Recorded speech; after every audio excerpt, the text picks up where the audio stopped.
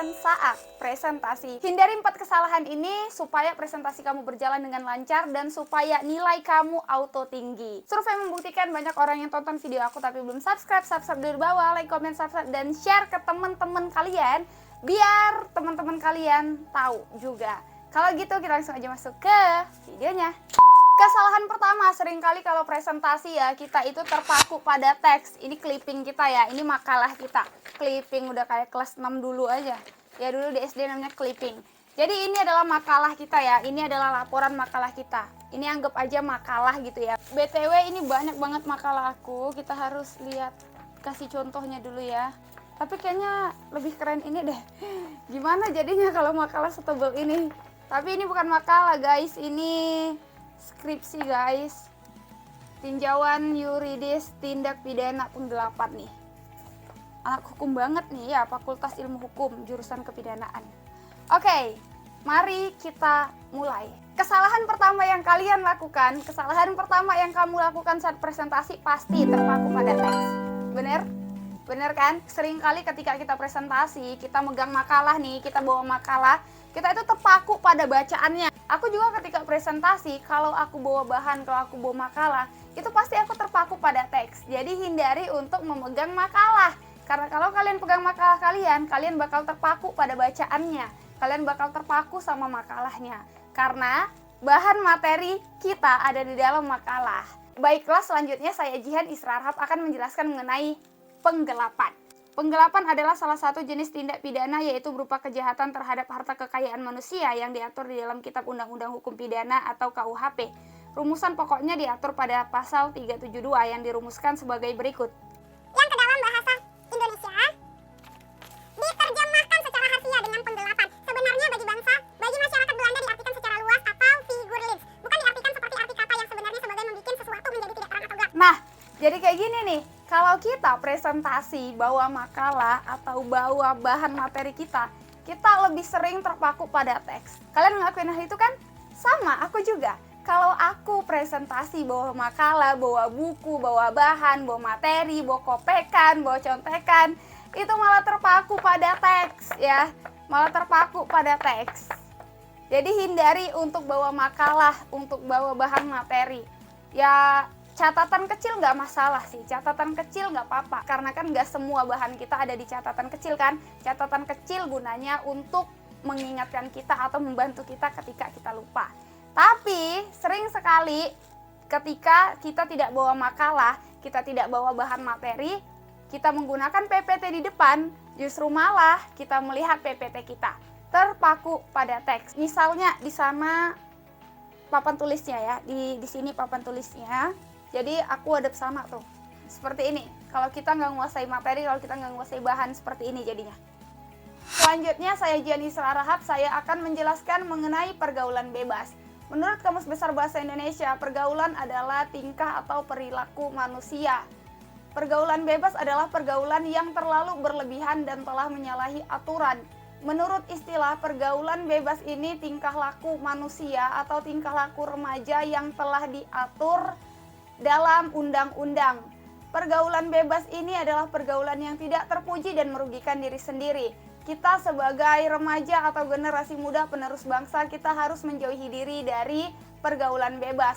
Karena kalau kita tidak menjauhi diri dari pergaulan bebas, nantinya akan merusak diri kita, keluarga kita, dan masa depan kita. Oleh karena itu, aduh gila, capek nih, pegel sumpah. Tuh, kalian sering kan ngelakuin hal itu? Jujur deh, jujur aja. Karena aku juga melakukan hal itu. Aku melakukan hal itu pada awal-awalnya. Tapi setelah aku paham, setelah aku tahu, dan setelah aku mengerti bahwa ternyata nilai kita sangat berpengaruh dari presentasi kita, ya aku perbaiki presentasinya.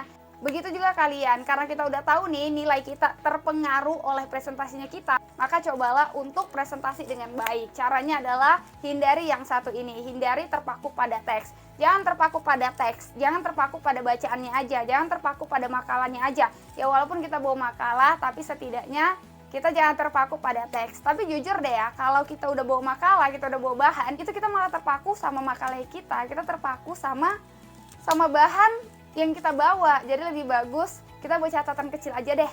Supaya apa? Supaya mata kita nggak tertuju pada bahan materinya kita, supaya mata kita nggak tertuju pada teksnya kita, atau kita nggak bawa sama sekali. Tapi karena kita nggak nguasai materi, nggak nguasai bahan, nggak nguasai makalah presentasinya kita, nggak nguasai judulnya kita, ya kita malah terpaku pada teks yang ada di papan tulis, yang ada di PPT. Jadi gimana dong Kak cara ngatasi kedua hal ini? Cara ngatasinya adalah sebelum presentasi, H-1 kita udah belajar, H-1 kita udah menguasai bahannya kita. Jadi kalau besoknya mau presentasi, kita udah siap perform dan kita udah siap tampil, kita udah siap untuk presentasi di depan kelas tanpa ngeliat teks lagi. Hindarin satu kesalahan besar ini. Ini kesalahan yang sering dilakukan dan sering terjadi sama kita, ya kan? Jadi dihindari ya, karena ini sangat berpengaruh untuk nilainya kita. Please, kalau kalian mau nilainya bagus, kalian juga harus presentasinya bagus. Kalau gitu kita masuk kesalahan kedua yang harus dihindari saat presentasi. Ini nih kesalahannya ketika kita presentasi, ketika kita dibolehin untuk bawa makalah. Misalnya nih aku bawa makalah yang ini, oke? Dan temen aku bawa makalah yang ini. Jadi kita boleh untuk bawa makalah, kita boleh untuk bawa bahan materinya kita. Tapi kesalahannya ketika kita diperbolehkan, kita malah bacanya cepet-cepet atau lama-lama. Jadi ini kesalahan yang biasa dilakukan ya, yang biasa aku lakukan juga dan biasa dilakukan oleh teman-teman aku juga. Jadi aku yakin kalian juga pasti pernah melakukan kesalahan ini. Kalau presentasi bacanya jangan terlalu cepat, Bos. Kalau kita terlalu cepat bacanya, itu yang denger malah jadi gelagepan ya. Iya, apaan sih baca kayak gini, malah nggak ngerti, malah nggak masuk apa yang kalian sampaikan. Jadi please bacanya jangan terlalu cepat. Baiklah, sajian saya akan menjelaskan mengenai hipotesis. Hipotesis adalah suatu jawaban sementara terhadap penyelesaian penelitian sampai tabulasi melalui data yang terkumpul. Adapun hipotesis penelitian ini adalah satu faktor-faktor dasar pertimbangan hakim dalam pemeriksaan perkara tindak pidana penggelapan kendaraan motor roda 2. Dua, bagaimana upaya dan kendala penanggulangan terhadap kasus penggelapan sepeda motor yang dilakukan oleh terdakwa. Selanjutnya adalah lokasi penelitian. Penelitian ini dilakukan di Pengadilan Negeri Medan yang beralamat di Jalan Pengadilan Nomor 8 Medan. Waktu penelitian dilakukan mulai dari Januari sampai April 2017. Adapun waktu penelitian tersebut telah saya cantumkan di grafi dan rincian waktu penelitiannya. Teknik pengumpulan data asalnya Sorhimi akuntansi 2804. Bila dilihat dari jenis dan sumber datanya, maka pengumpulan dan data menggunakan primer dan sekunder, yaitu satu, data primer. Primer adalah data yang hasil diperoleh oleh penelitian dari respon atau pihak pertama, seperti hasil wawancara dan jawaban kuesioner tentang variabel dan masalah penelitian. Bahan hukum primer: 1. Norma dasar Pancasila. 2. Peraturan Dasar 1945. 1. Peraturan PR. 3. Peraturan perundang-undangan seperti A. Undang-Undang Nomor 8 Tahun 1991 tentang hukum pidana.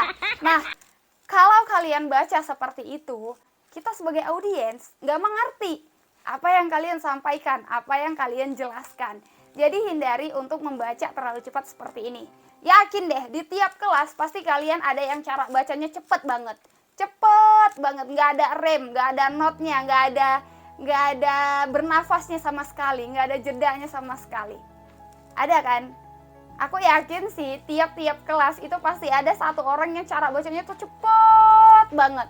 Kayak rel kereta api, nggak ada berhenti-berhenti kecuali dia selesai. Kecuali dia selesai menjelaskan materi baru dia berhenti membaca. Ya kalau baca jangan terlalu cepat. Kalau kita diperbolehkan untuk baca makalah kita, kalau kita diperbolehkan untuk melihat bahan presentasinya kita, ya bacanya jangan terlalu cepat lah.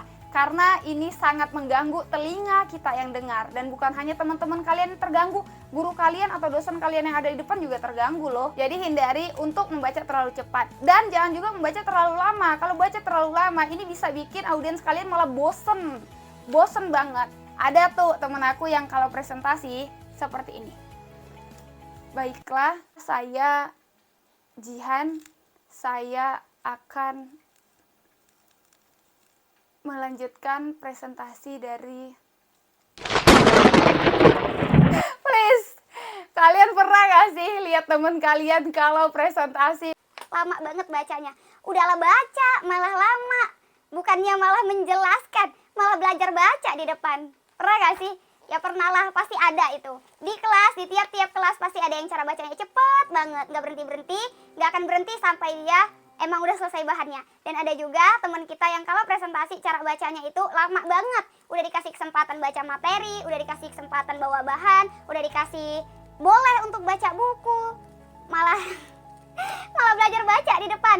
Please, kita bukan menjelek-jelekkan, tapi di sini kita belajar untuk menghindari kesalahan itu. Supaya nanti ketika kita presentasi, kita nggak lagi melakukan kesalahan-kesalahan ini. Kita nggak lagi cara bacanya cepet-cepet banget. Kenapa? Karena harus ada telinga teman-teman kita yang dijaga. Harus ada telinga guru-guru kita yang dijaga. Jadi please, cara bacanya nggak boleh cepet-cepet kayak gitu. Kenapa? Karena apa yang kalian sampaikan, apa yang kamu sampaikan, kalau cara baca kamu cepet-cepet, nggak bakal ngerti, nggak bakal masuk, dan nggak bakal paham. Takutnya kalau mereka nggak paham, kalau audiens nggak paham, bakal ada pertanyaan padahal udah kamu jelasin ya. Jadi hindari untuk membaca cepat seperti ini. Dan hindari juga cara membaca lama.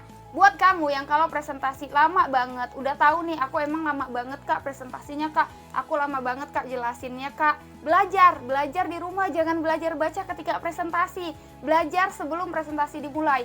H-1 udah latihan baca, udah latihan menguasai bahan. Gak apa-apa misalnya kita nggak menguasai bahan, kita boleh lihat materi, kita boleh lihat makalahnya kita boleh lihat buku. Tapi please cara bacanya jangan lama banget, karena itu bakal membuat audiens kalian bosen. Dan presentasi nggak sebentar. Presentasi bukan hanya menunggu kalian aja membaca, tapi presentasi itu banyak sekali rangkaiannya. Ada tanya jawab di sana, ada membaca kesimpulan, ada diskusi, ada menanggapi. Jadi nggak hanya serta-merta mendengarkan kalian menjelaskan materi atau membaca materi. Jadi hindari untuk membaca terlalu lama. Aku yakin sih, di antara kalian ada yang seperti itu. Tapi kalau kalian udah tahu nih, belajar dari sekarang, kita belajar H-1 sebelum kita mulai presentasi di depan ya. Hindari untuk membaca terlalu cepat dan hindari untuk membaca terlalu lama. Biar apa ya, biar menyelamatkan kamu dan supaya apa? Supaya perform presentasi kamu bagus nanti dan nilai kamu juga bagus. Kalau presentasi kamu bagus, nilai kamu pastilah bagus. Dan kita bakal buat perubahan yang drastis. Sekarang kita kelas 1, kita kelas 2 nilainya lebih bagus lagi, dan nanti kelas 3 kita lebih bagus lagi. Belajar dari sekarang, kalau kalian udah tahu, please lakuin perubahan. Selanjutnya, kesalahan ketiga yang biasanya dilakukan. Please, kalau misalnya kalian menjelaskan dengan PPT tidak menggunakan makalah, PPT-nya jangan dibuat full text. Jangan semuanya bacaan seperti di sini ya. Jangan kalian buat PPT kalian seperti ini. Misalnya ini PPT, misalnya ini papan tulis kalian ya. Kita menggunakan infocus. Kalian hindari untuk membuat PPT kalian full text seperti ini. Karena ini bukan PPT, ini bukan PowerPoint. Kalau PPT kalian full text, terlalu banyak bacaan, terlalu banyak tulisan, terlalu padat, itu namanya bukan PowerPoint. Karena PowerPoint hanya poin-poin pentingnya aja. Jadi please, hindari untuk PPT full text ya. Jangan full text seperti ini. Kalau buat PPT, jangan yang ada di makalah, kalian pindahin ke PPT. Ini yang ada di makalah, terus ini juga yang ada di PPT. Jadi apa gunanya dong kalian presentasi menggunakan PPT? Mending nggak usah menggunakan PPT, menggunakan makalah aja. Jadi tolong dihindari, PPT nggak boleh terlalu banyak tulisan. Itu kenapa ketika kita presentasi, kita harus ada PPT. Supaya apa? Supaya kita menjelaskan poin-poin penting yang ada di PPT, bukan makalah. Jadi tujuan guru memberi kita tugas PPT itu sebenarnya supaya kita bisa menjelaskan dan kita bisa menguasai bahan presentasinya kita. Jadi tolong dihindari PPT-nya, jangan sampai PPT kalian itu ya terlalu banyak teksnya. Untuk mengenai PPT ini kalian bisa lihat video yang telah aku buat review bahan presentasi, karena ada di antara kalian nih yang ngirimin materi presentasinya sama aku melalui DM Instagram. Jadi bisa aku review. Kalau kamu mau bahan materinya di review, kamu bisa kirim dan DM aku di Instagram ya. Nanti aku review. Nah, terakhir nih, kesalahan yang sering dilakukan ketika presentasi. Tidak ada persiapan. Please buat kalian yang besoknya mau presentasi, tolong dibuat persiapan dan tolong persiapan. Lakukanlah persiapan supaya apa? Supaya presentasi kalian berjalan dengan lancar. Kalau kalian gak ada persiapan, percayalah presentasi kalian gak akan berjalan dengan lancar.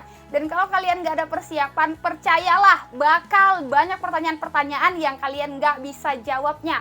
Dan kalau kalian gak ada persiapan, percayalah presentasi kalian bakal dikomentari sama gurunya kalian. Dan percayalah kalau kalian tidak ada persiapan, nilai kalian bakal turun guys. Please hindari ya. Jangan sampai mau presentasi nggak ada persiapan sama sekali. Persiapan ini penting, oke? Ingat, sekali lagi aku mengatakan bahwa persiapan ini sangat penting.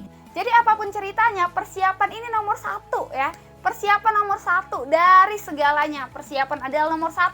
Persiapan ini bukan hanya materi aja, tapi semua harus disiapkan. Terus ada pertanyaan, Kak, persiapannya maksudnya persiapan apa sih, Kak? Persiapan seperti apa? Ya, pinter sekali pertanyaan kamu ya.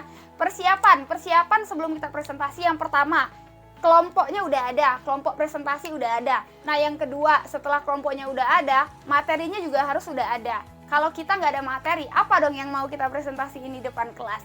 Jadi kalian harus cari materinya. Judulnya udah dikasih sama guru. Selanjutnya adalah bikin materinya, bikin makalahnya, bikin PowerPoint-nya. Nah selanjutnya apa lagi Kak? Kalian bagi-bagi, mulai dari siapa yang jadi moderator, siapa yang menjadi pemateri, siapa yang tanya jawab, siapa yang membaca kesimpulan, siapa yang not tulis. Itu semua kalian persiapkan, itu semua kalian bagi-bagi. Setelah itu pemateri membagi tugasnya. Misalnya si A pemateri pertama, si B pemateri kedua, si C pemateri ketiga. Nah setelah materinya udah dibagi, selanjutnya apa? Besoknya kita mau presentasi, kalian kuasain itu semua bahannya di rumah. Ya kalau kita nggak hafal banget, nggak luar kepala nggak masalah. Yang penting kita kuasain aja, kita inget aja ya. Nggak harus dihafal kok, semua makalah, semua materi, semua presentasi.